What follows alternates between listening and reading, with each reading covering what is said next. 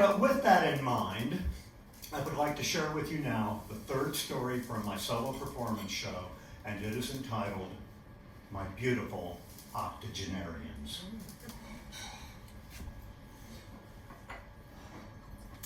It was a beautiful day on the San Juan River in northern New Mexico.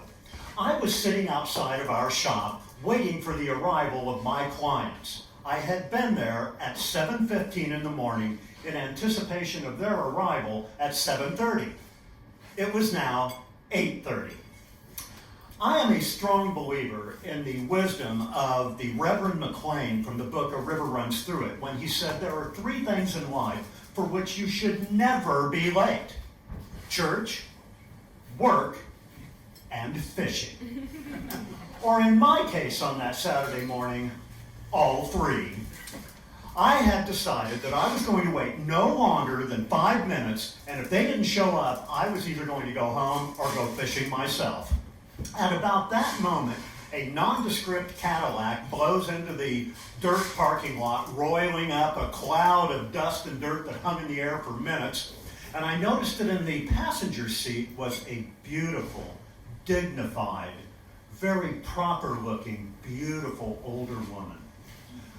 Driving this Cadillac was a man of slightly shorter stature, a little bit broad through the shoulders, a round face, and out of that round face stuck a prodigious cigar upon which he was puffing mightily. When the car came to a stop, both of them got out, got together, approached me, and the man said, "Hi, I'm Jerry. This here's my wife, Marsha. You must be Tony."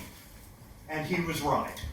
So, in the next 5 minutes, I had to learn a few things about these people. The first two things that I learned was their ages. Marsha was 79. Jerry was 81.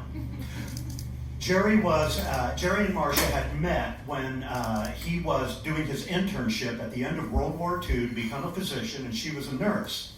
I asked Jerry how long he had been retired, and he said, "I'm not retired." I said, "You're not retired at 81?